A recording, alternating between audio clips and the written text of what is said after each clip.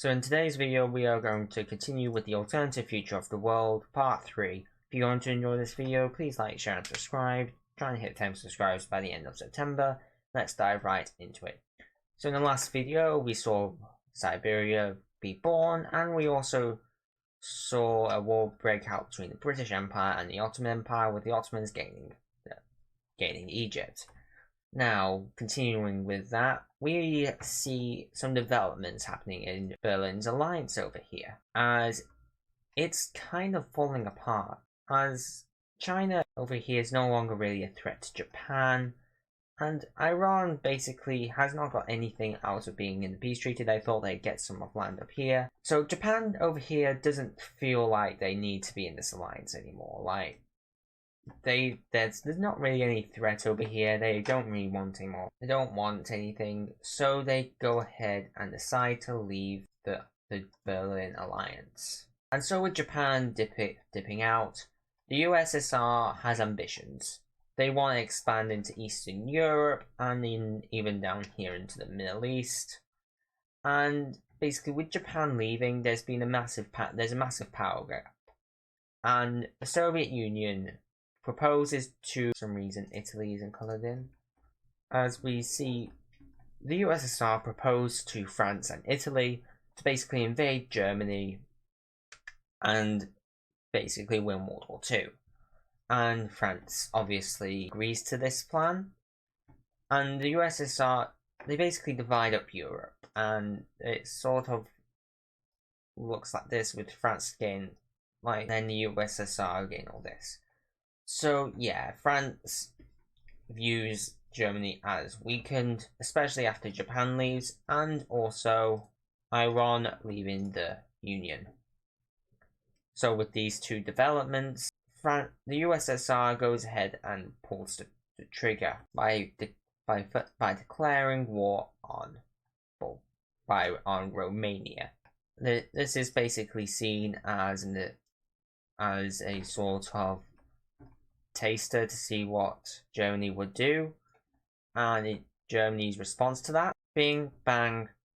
Now immediately, the entire the Berlin alliance, that's what I'm calling it, immediately joins in on this war, except from Iran, of course, and the USSR reveals the treaty, and immediately France, Belgium, Luxembourg supposed to be annexed, and Italy all declare war on Germany.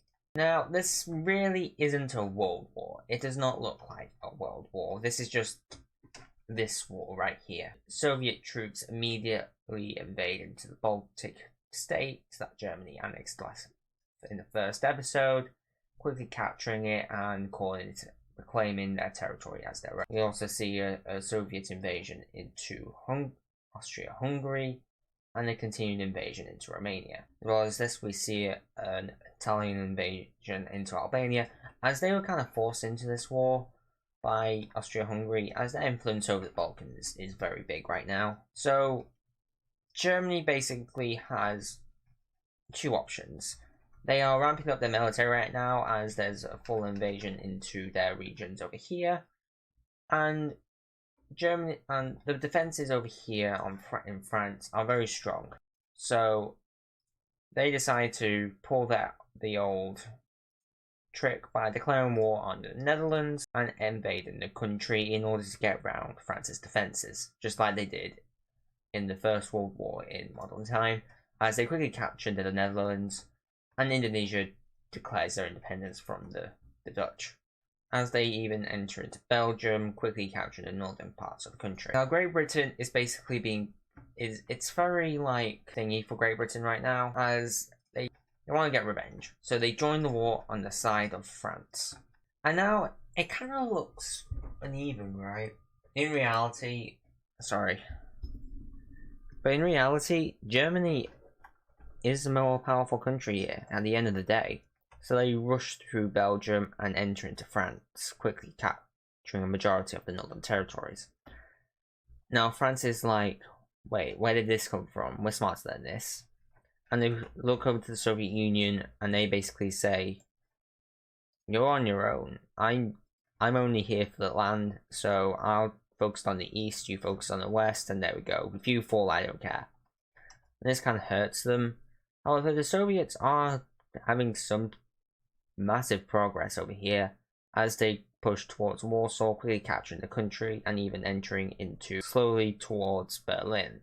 They also have some progress over here in the Caucasus Mountains, quickly capturing a majority of the north and making their way down south. And now that this is happening, Austria-Hungary decides to pull their head out of the sand and begins their invasion into Italy, quickly capturing the north and making their way along the coastline. However, we do see an invasion into Egypt made by the British forces as they reignite their passion to regain the Suez Canal, as Italy even enters into Egypt themselves in order to reach it first. Basically, it's a race between Britain and Italy, as Italy wants the Suez Canal for themselves, and who can blame them, you know? Germany goes ahead and something happens as Germany proclaims that they are being attacked. They are not the aggressor here. And that kind of sparks something in all the colonies around the world, especially in here in Africa and Asia, with with colonies questioning what they are doing, as the British are the aggressors here. They didn't sign up to be aggressors in this war. They are being constricted to be aggressors. We have mass independence movements over here in Africa, with the majority of them being over here in Sudan, as well as a small revolution over here in Africa in the west, with it slowly expanding until all of this place are now in rebellion. With this new development, Britain has to withdraw forces from Europe in order to, say, put down these rebellions. And that doesn't go too well, as more rebellions pop up, especially over here in the Raj, quickly with a large rebellion happening in the west as well as the east. And yeah, it's not pretty for the empires. This also happens in the middle of Africa, with the Congo also. Yeah, we just see the Congo dip. As like, what's the point of them being in this war? Belgium's captured, you know? As does Suriname over here, the two just dips. And it's really not looking good for the British and French empires right now. Italy's not really facing any problems in their colonies, but they are facing problems at home, as Rome is quickly captured by Austria-Hungary and the Italian peninsula is pretty much gone, with only Sardinia, Corsica and the northern parts still under control of Italy. And now we see France basically falling like they did in World War I, with the capture of Paris, and the swift fall of the French countryside. However, France still holds out, however they are not formally annexed until later on in the video. So with the Ottoman Empire leaving the war, Britain can now focus all of its effort on putting down these rebellions, which unfortunately for them spread like wildfire over here in Africa, with them pretty much taking over Sudan and even entering into Libya. However, that does not affect the Italian government, as they are in peril right now. We see India pretty much declare their independence from the Great Britain, as Ghana is captured, and the entire, yeah, it's not pretty. It really is not pretty, as all of these colonies are swept through. And yeah, at this point, the rebellion spreads. All these countries want independence from the empires, and yeah. So with the French, and yeah, it also happens in Morocco apparently, and yeah, and Tunisia, of course. So with the rebellions happening all over the world, Canada's part of the war. I just can't bother to colour it in. Germany decides to take advantage of this by pushing back Russian forces, pushing them back until Latvia, and basically sweeping through the north of France once more, capturing Brittany, and Italy also falls, until the entirety of France is captured once again. Corsica is captured, as well as Sardinia, and now it's just the Soviet Union, who, Finland didn't join this war as the Soviets. So now with Soviet troops in Bulgaria, they quickly capture the country and even enter into Serbia, linking up with the remainder of Italian troops in Albania. They capture the Caucasus country, and at this point, Germany just says, "Yo, want a dip? Want a peace?"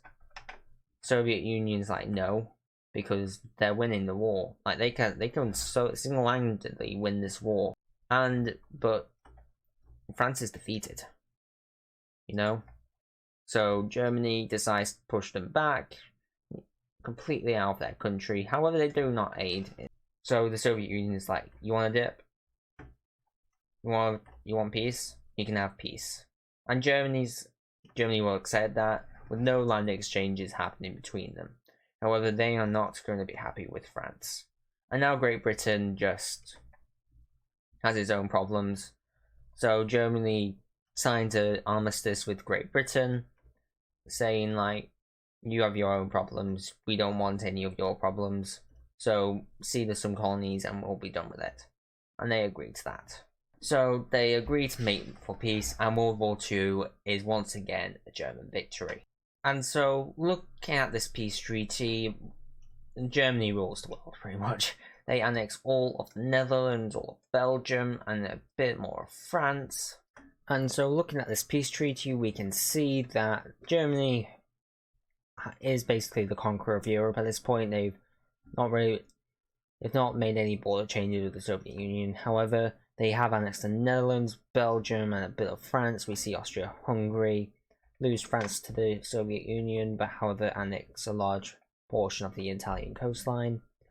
We see the Soviet Union also annex a bit of land of Romania, as well as puppet Romania itself and Bulgaria. And we see the Ottoman Empire lose land to the Italian colony of Libya, as well as Britain, who still owns this place.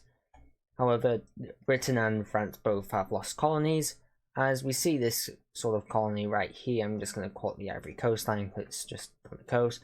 Combination between all of these countries, like Ghana, the Ivory Coast itself, Guinea-Bissau, and it goes towards the Gambia. And they also see Kenya gain independence, as well as the Central African Republic, and finally Sudan. And so, taking a look at the alliance map, yeah, the alliances have definitely shrunken and expanded in a sort of way, as the only two major members are Germany and Austria-Hungary, and their two puppet states down here. You also see Great Britain join the Triple Entente, as it is a Triple Entente technically, as Siberia. And that's actually going to do it for this episode of the Alternative Future of the World. However, we also do see the Raj gaining its independence. That's actually going to do it for this Alternative Future of the World episode. Guys, thank you so much for watching. I hope you've enjoyed, and I'll see you next time. Bye-bye.